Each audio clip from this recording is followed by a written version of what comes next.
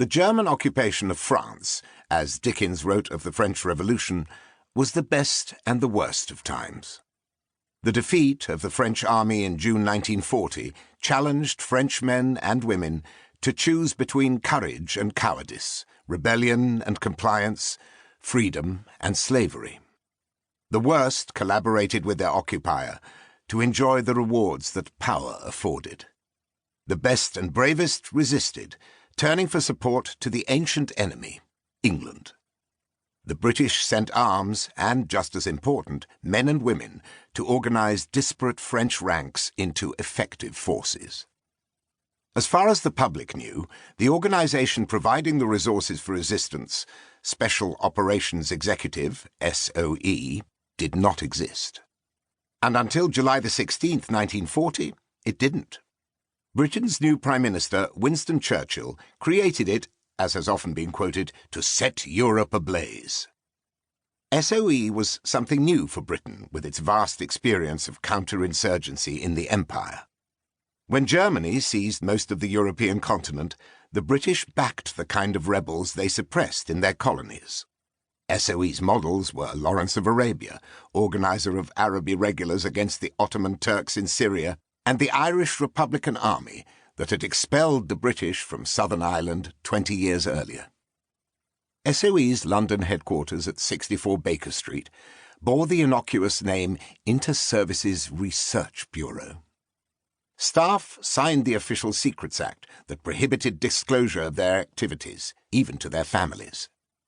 The organization, which reported to the Minister of Economic Warfare, Hugh Dalton, became a rival of the older spy agency known as the Secret Intelligence Service, SIS, or MI6.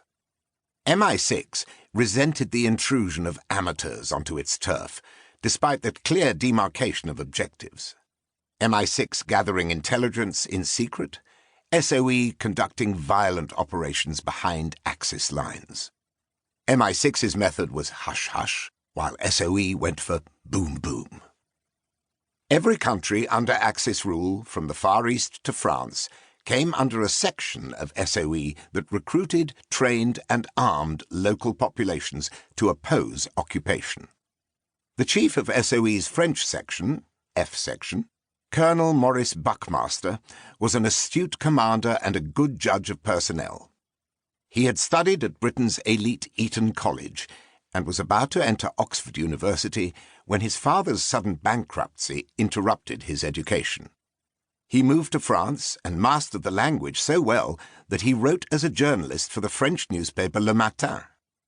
Later, as assistant manager of the Ford Motor Company in Paris, he studied the country's road and rail networks, information that later would serve him well. Buck, as friends and associates called him, enlisted in the army at the outbreak of war, did basic training in England, and returned to France as part of the British Expeditionary Force to deter a German invasion.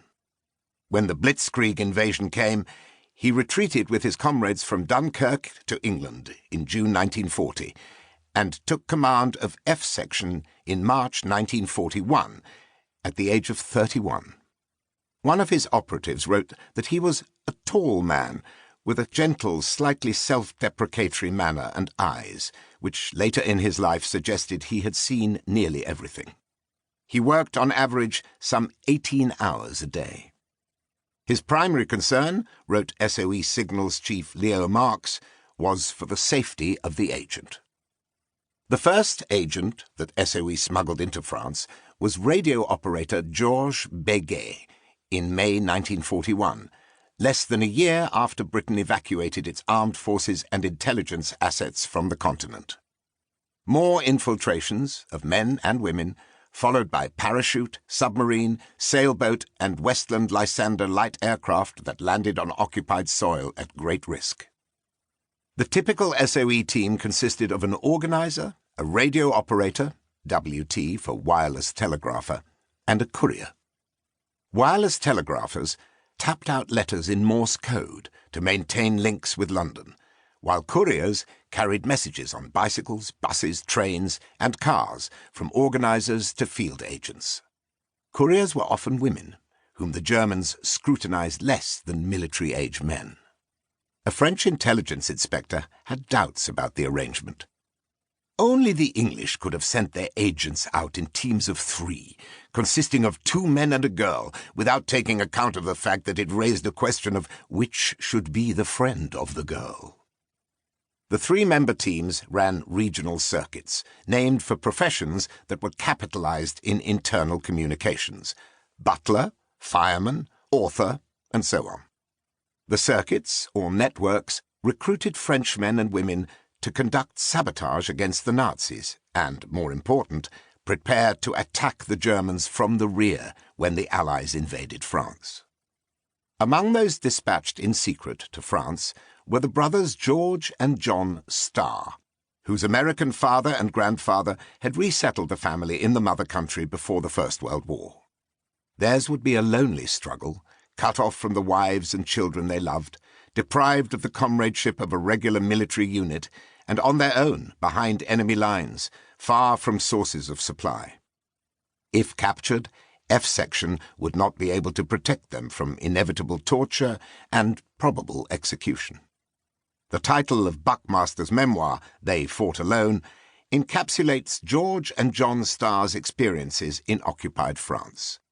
Borrowing his title for this book is both an homage to Buckmaster and acknowledgement of the Starr brothers' bravery under the most adverse conditions. It adds poignancy to John's discovery of facts that undermined Buckmaster's glowing portrayal of his section's wartime achievements. France teemed with traitors, informers, collaborators, and opportunists liable to betray them. Some Frenchmen cooperated with the Germans out of loyalty to their idea of a France cleansed of the corruption that led to the defeat of 1940. Others curried favour with the occupier in the hope of advancement. Many used the occupation to settle old scores. The Starr brothers could rely on only a handful of men and women whose patriotism or stubbornness made them risk savage torture, summary execution, or slow, humiliating, and anonymous death in concentration camps. The occupation set French against French as brutally as had the Revolution, Dickens's age of wisdom and age of foolishness.